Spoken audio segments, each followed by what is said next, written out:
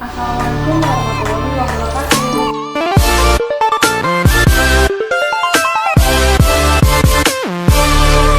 Halo Sobat Ismet, pertama-tama saya mengenalin diri dulu nih. Nama saya Samhana Lubis. Pada podcast pertama kali ini, saya akan membahas tentang the power of muslimah. Kenapa sih saya bahas tentang the power of muslimah? Karena kita sebagai wanita muslimah harus tahu gimana sih wanita muslimah yang tangguh dan istiqomah dalam melakukan suatu hal. Nah, sekarang bersama saya sudah ada seorang wanita muslimah tangguh, penghafal Quran, seorang guru, seorang ibu rumah tangga, dan sekaligus seorang pendakwah, yaitu Ustazah Dewi. Assalamualaikum Ustazah. Waalaikumsalam warahmatullahi wabarakatuh. Saya manggilnya Ustazah, Ibu, atau apa nih? Boleh Ustazah, boleh. Ya, Ustazah. Tujuan dan maksud kami mengundang Ustazah ke podcast kali ini agar Ustazah bisa sharing kepada kita semua tentang pengalaman Ustazah, khususnya pengalaman dalam menghafal Al-Quran. Boleh kan Ustazah? Baik, boleh. Nah, Ustazah kan seorang penghafal Quran sekaligus seorang guru. Pria seperti apa sih yang berhasil menaklukkan hati Ustazah? Iya ya. Pertanyaan pertamanya langsung itu ya. Iya, Ustazah. Iya. Kalau yang beruntung saya dapatkan, nah gitu ya, itu kepala SMA Al-Izzah. Iya, Masya Allah. Pak Ustadz Utawali, alhamdulillah. Masya Allah, ternyata sobat yang berhasil mendapatkan wanita muslimah bersama saya adalah kepala sekolah kita sendiri loh. Seperti yang saya lihat nih, Ustazah seperti umur 20 tahun. Sebenarnya berapa sih umur Ustazah? Apakah benar 20 tahun? Iya ya, 20 benar, tapi ditambah lagi 16, jadi 36. Oh, 36 sobat. Iya. Jadi Ustazah, Hana pernah dengar nih, Ustazah itu seorang penghafal Quran yang dibarengi dengan pendidikan di bidang matematika yang menurut saya tuh nggak sinkron. Sedangkan saya aja menghafal sambil belajar itu sangat susah. Itu gimana sih Ustazah bisa dibarengi dengan pendidikan sambil menghafal? Ya. Baik, kalau cerita tentang menghafal, tentunya kita akan bercerita tentang motivasi masing-masing ketika kita mulai kegiatan atau aktivitas menghafal sendiri ya, menghafal Al-Quran. Karena tanpa motivasi berat kalau harus menghafal Al-Quran, kan? Jadi latar belakangnya itu sayanya dulu ambil jurusan matematika dulu di Universitas Negeri Medan. Boleh sebut merek ya? Boleh. Ya baik. Di Universitas Negeri Medan tahun 2002 saya ambil jurusan pendidikan matematika, lalu kemudian di 2003 lalu saya memulai aktivitas menghafal Al-Quran. Jadi ngambil kuliahnya dulu jurusan matematika, baru kemudian mulai menghafal. Nah, untuk motivasi sendiri di tahun 2003 itu adalah tahun meninggalnya ibu saya. Nah, jadi ketika ibu saya meninggal, disitulah terlintas dalam hati bahwa saya ini harus berbakti, begitu. Jadi yang terpikir waktu itu untuk berbaktinya kepada ibu itu yang istilahnya walaupun berat tapi bisa saya lakukan itu adalah menghafal Al-Quran. Maka saya masuk ke asrama, waktu itu asrama menghafal Al-Quran. Ya walaupun awalnya tidak diterima, tapi ketika bolak-balik datang akhirnya diterima di tempat menghafal Al-Quran itu. Baru kemudian, jadi awalnya itu ketika saya mahasiswa, berarti ya mahasiswa tahun 2003, 1 tahun setelah saya kuliah diterima di matematika. Nah waktu itu tidak banyak juga ya mahasiswa yang menghafal, atau saya spesifikkan lagi mahasiswi perempuan yang sambil kuliah juga menghafal gitu, karena waktu itu belum booming kan kegiatan menghafal Al-Quran. Sekarang boomingnya ya, setelah ada acara Hafiz Indonesia dan sebagainya, alhamdulillah. Jadi setelah memilih matematika dulu, baru kemudian menghafalnya. Lalu kemudian kalau ditanya bagaimana teknisnya, satu sisi belajar matematika dengan otak kirinya ya, otak kiri logikanya, lalu satu sisi menghafal Al-Quran, otak kanan dengan memorinya begitu. Intinya dijalani aja ya waktu itu, karena memang hakikat dari menghafal Al-Quran itu sendiri adalah membaca Al-Quran dengan banyak, ya, bukan sekedar juga keterampilan tanpa melihat, tidak, tapi membaca dengan banyak, sehingga ketika kita membaca Al-Quran dengan banyak, otomatis dia akan menjadi memori tanpa harus difikirkan. Jadi mikir matematikanya tetap mikir matematika, aktivitas menghafalnya juga tetap gitu. Masya Allah. Dalam perjuangan Ustazah menghafal Al-Quran sekaligus menjadi mahasiswi itu sulit nggak Ustazah? Atau banyak nggak sih rintangan dari itu? Banyak lah pastinya ya, karena kegiatan kampus sendiri itu juga tidak sedikit kan. Apalagi ketika di kampus saya juga jadi ikut beberapa kegiatan aktivitas kampus kan, beberapa pengajian begitu, organisasi juga. Jadi menghafal, kuliah dengan tugasnya, lalu kemudian ada aktivitas lain, itu sebenarnya lebih membuat kita pandai berbagi waktu. Kapan kita harus menghafal, kapan harus mengerjakan tugas. Kalau sulit pasti susah, pasti sulit lah ya. Tapi kesulitan itu membuat kita semakin baik dalam manajemen waktu, begitu. Jadi kapan harus menghafal, kapan harus selesaikan tugas, dan pasti ada ininya ya, pasti ada kendala-kendalanya gitu. Beberapa kali harus tidak selesai targetan menghafalnya sehingga harus dihukum, itu ada gitu. Ya harus diberdirikan di depan tiang, itu ada gitu. Sementara kita ada pada usia yang waktu itu tidak mudah lah ya, bukan anak-anak. Kalau anak-anak disuruh berdiri depan tiang, enjoy aja mereka. Kita yang sudah malu, kemudian sudah ada ini kan, sudah ada gebetan barangkali, disuruh berdiri depan tiang rasanya malu luar biasa. Tapi itu bagian dari menghafalnya itu sendiri, dan harus berpindah saya dari satu asrama ke tempat yang lain karena memang targetan tidak tercapai waktu itu.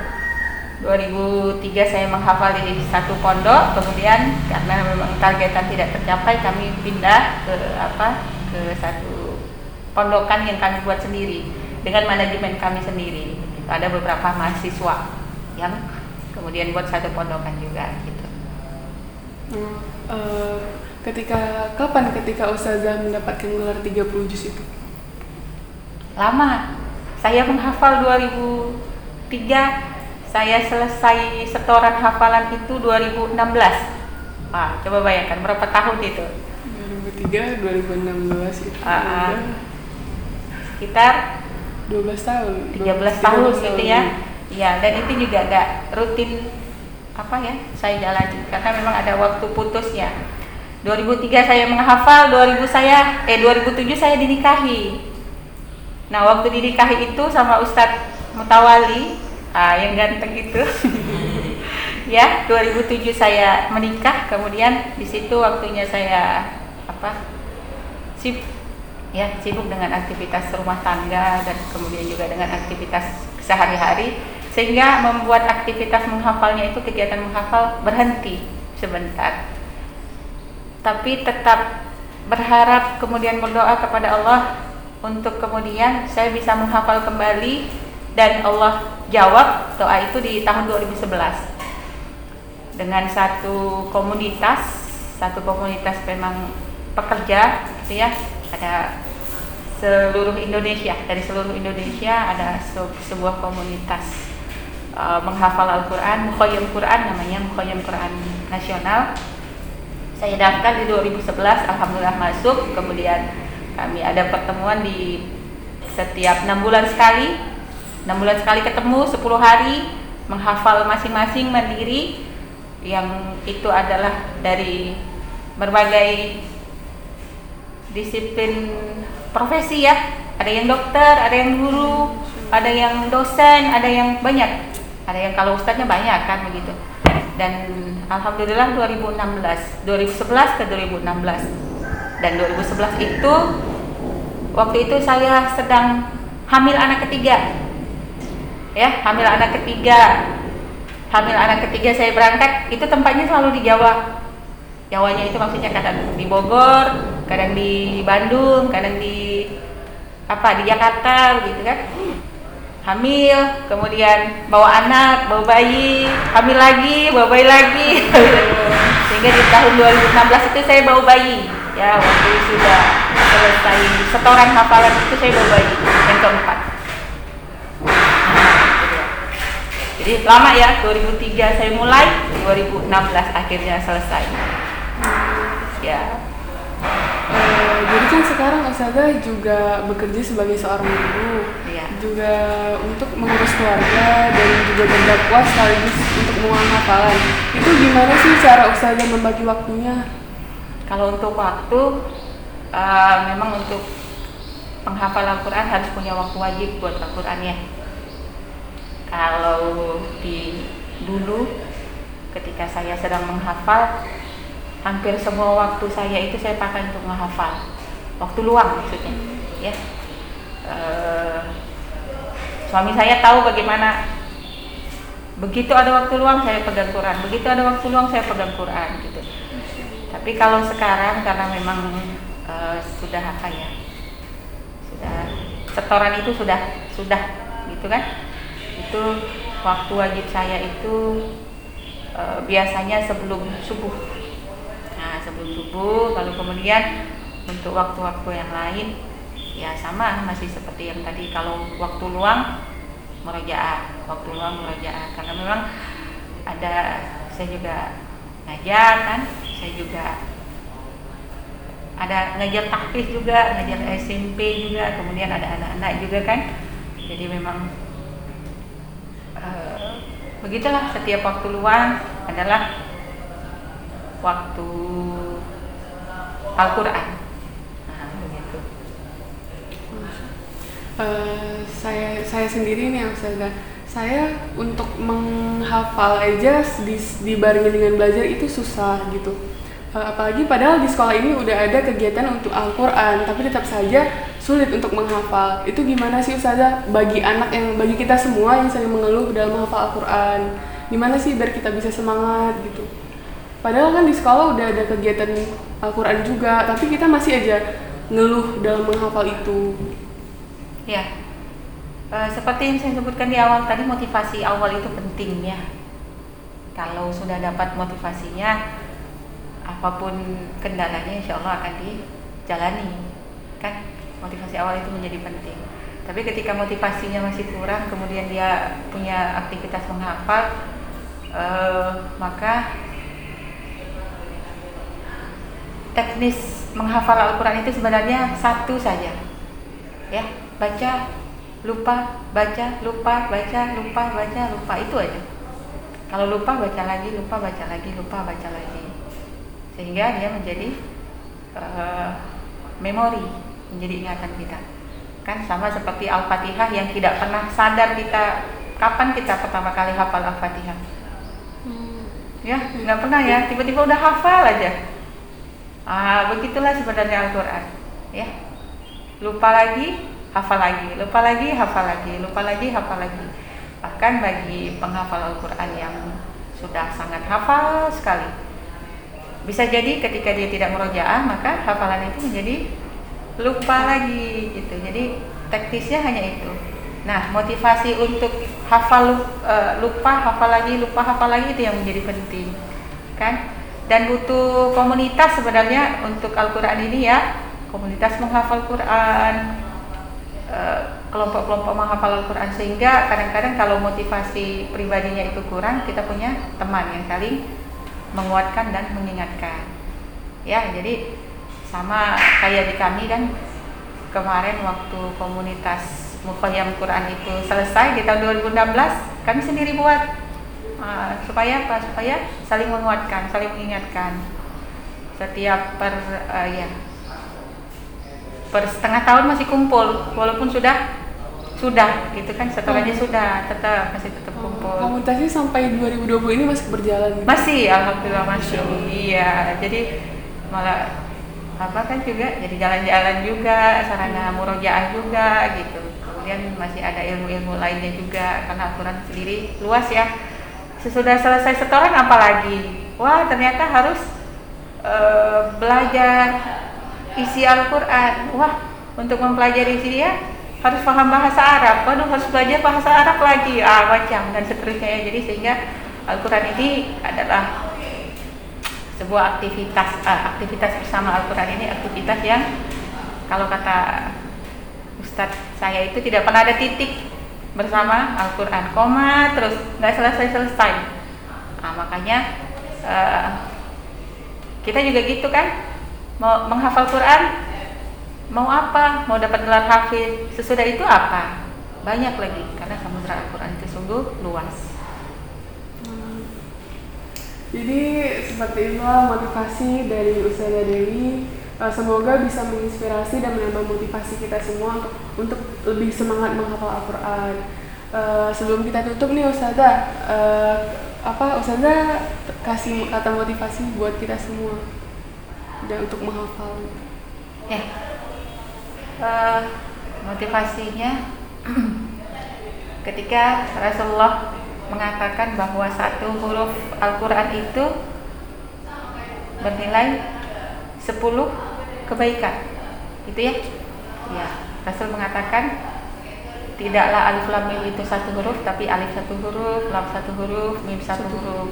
Maka ketika melalui Rasulnya Allah akan membalas 10 kebaikan pada setiap huruf Al-Quran, ya.